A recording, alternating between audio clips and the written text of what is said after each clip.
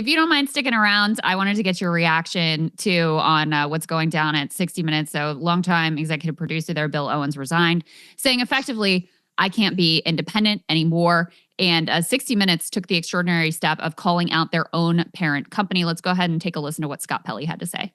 In tonight's Last Minute, a note on Bill Owens, who until this past week was executive producer of 60 Minutes. He was our boss. Bill was with CBS News nearly 40 years, 26 years at 60 Minutes. He covered the world, covered combat, the White House. His was a quest to open minds, not close them. If you've ever worked hard for a boss because you admired him, then you understand what we've enjoyed here. Bill resigned Tuesday. It was hard on him and hard on us, but he did it for us and you. Stories we pursued for 57 years are often controversial. Lately, the Israel-Gaza war and the Trump administration. Bill made sure they were accurate and fair. He was tough that way. But our parent company, Paramount, is trying to complete a merger. The Trump administration must approve it. Paramount began to supervise our content in new ways. None of our stories has been blocked, but Bill felt he lost the independence that honest journalism requires. No one here is happy about it, but in resigning, Bill proved one thing. He was the right person to lead 60 Minutes all along. So, Ben, what's your understanding of what went down here?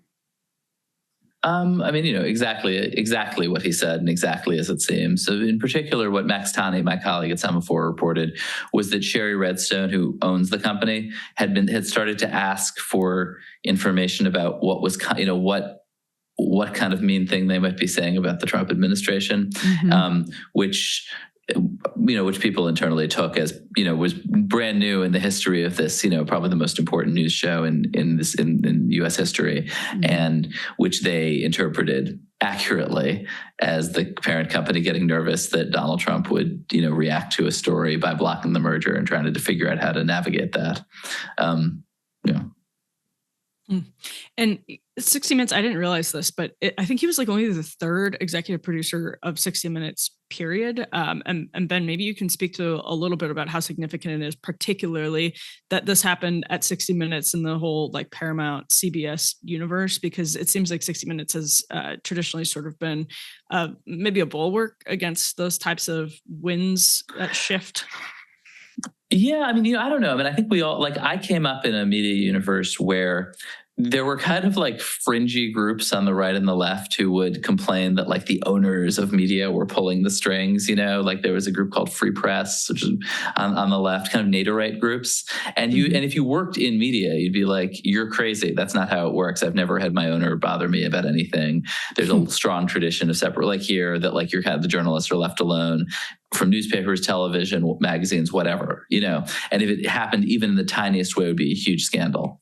And what's happened in the last year is that has totally changed. Trump's, kind of focus on leverage and using financial leverage against his enemies and rivals has meant that he's very focused on Jeff Bezos, on Patrick Soon-Shiong, and what he can, and they are very sensitive to the way in which Trump will obviously use space. It will use Jeff Bezos' space company against the Washington Post, things like that, and have responded by doing whatever he wants, more or less.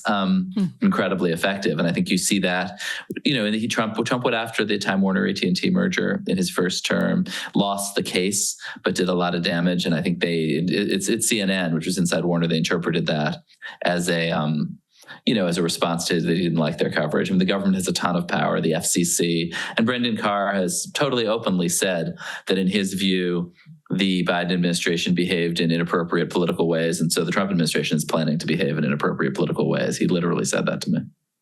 How much do you think that this will change, the character of our media? A lot. I think these big corporate places are really afraid.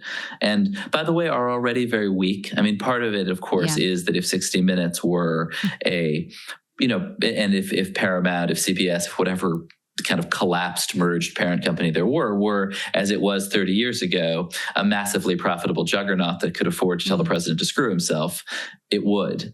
I think you'll see places that are, it's actually interesting, like this is why the kind of financial health of media is so important. I mean, I think the New York Times, which is doing great, has a subscription base, will be able to be independent and stand up to the president. I think it's very hard for the Washington Post to, because it's dependent on a billionaire who seems to really want the president to like him. But I think that stuff is totally real right now. And how much you go ahead, Emily. Krystal. Oh.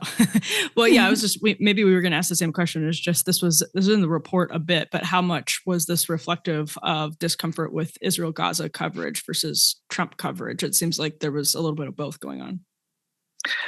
Yeah, I mean, I think it is fascinating the degree to which Israel is being used sort of as a cudgel against the administration's enemies.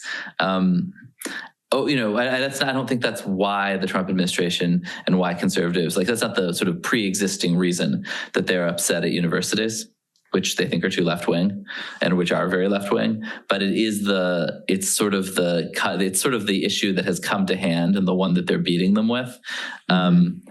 Yeah, I mean, I haven't particularly got that impression at CBS. Like, I think Sherry Redstone separately, the owner, is, I think, unhappy with with critical coverage of Israel. That's been reported separately. But I'm sure Trump is happy to throw, the kitchen sink at his enemies, and that's one of the elements of it.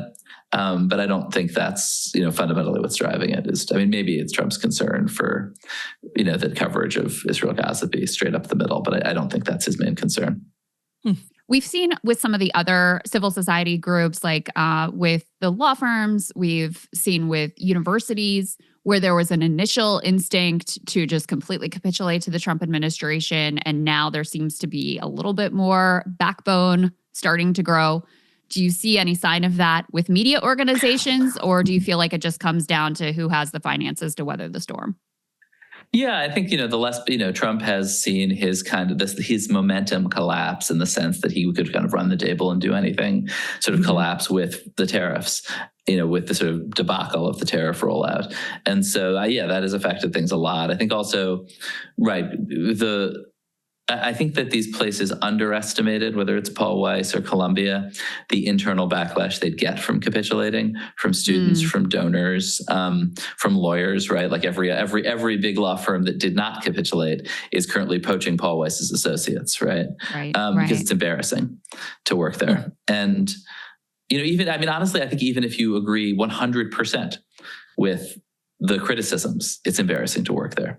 And so that's... and I think that's true in media too. I think there's this illusion. I think the CBS people believe that basically, sometimes when you're selling a company, old management will do all the hard stuff. They'll fire everybody, and then new management be like, "Hey, we're the good guys. Like, welcome to your new home, survivors." And I think that this is the philosophy here. It's like the old company will do all this bad stuff with Trump, and then Skydance, which is buying it, can say, "Hey, that was terrible. So sorry about that." Although, of course, they're coordinating. And I think it's a huge mistake. Like, look at what happened when there was like a year and a half when Warner had bought CNN, and all they wanted, they're not really in the news business. They don't want to be in the news business. They just wanted it to be chill. And instead it was an absolute garbage fire for a year and a half. And I think that the idea that these folks in Hollywood, Skydance, who are buying Paramount, mostly for the entertainment assets, imagine that just they're going to bring a news organization that is just literally in flames on board into their company, and that will be a restful and normal experience, I think is not the case. Final thought from me. We talked obviously in an earlier segment about your group chat story at Semaphore, and now we're discussing 60 Minutes. It seems like the theme between both of these stories is that American elites in business and in media, in academia, in the legal world are actually experiencing a schism in a way that didn't happen in Trump 1.0, that there's this survival mode maybe that people have entered, and it's causing panic, and it's causing decisions to be made rationally or otherwise, that it's really becoming a serious wedge in a way that it hadn't before been. I don't know if that sounds right, or if you have any thoughts or pushback on that. Yeah, I know. I mean, I think that's a great point. And I think that, I mean, one of the things that somebody said to me yesterday was that, or the day before, was that whereas these signal groups were started because people were afraid to say conservative things on the internet and get beat up for it, now the thing that you can say in the signal group that you're scared to say in public is criticism of Donald Trump. Yeah. Really interesting. Yeah. And last thing, Ben, how do you think journalists should think about some of these choices? I mean, you have obviously Bill Owens resigning, Scott Pelley making the choice, and the 60 Minutes team, presumably, like, we need to say something, but we're not going anywhere. We're going to stay here and continue to do the best we can. From an ethical perspective, how do you think journalists should think about these challenges? I don't know. I think it's like a tough situation, and I don't want to tell people how to do their jobs. I mean, I do think it sort of brings home, and I'm genuinely not trying to like talk my book into your book here, but there you see why news organizations ought to be independent, because they become a headache for the parent company. The parent company has an obligation to its shareholders to like get the merger through. And you have these maniacs at 60 Minutes insulting the president. This is from the point of view of the lawyers and bankers running the merger. Like, that's not a normal company. News organization, like, they should, CBS News shouldn't be inside that company. But on the other hand, that means they've got to figure out a way to run a business on their own. I mean, it's not an easy thing, but you see why sticking independent news organizations inside these conglomerates that have all sorts of other hostages to fortune becomes a real problem. So basically you're saying when Bernie was criticizing Jeff Bezos owning the Washington Post, he was right. When I was he was right. Bernie was right about everything. When I was at BuzzFeed, I remember I sat down with him, and the first thing he said was, "Thank you for standing up to the corporate media." And I was sort of like, Senator, like Andreesen Horowitz is one of our investors. We're pretty capitalist, and like this idea that the corporate media is like influenced by its owners, like that's not really how it works.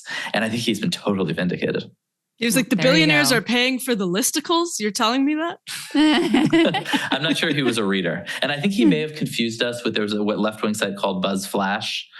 Oh, I don't even remember that. But but I remember thinking like, this is not exactly how I think about my job. Amazing. Ben, thank you so much. It's so great to have your insights, and really appreciate your reporting on all of these things.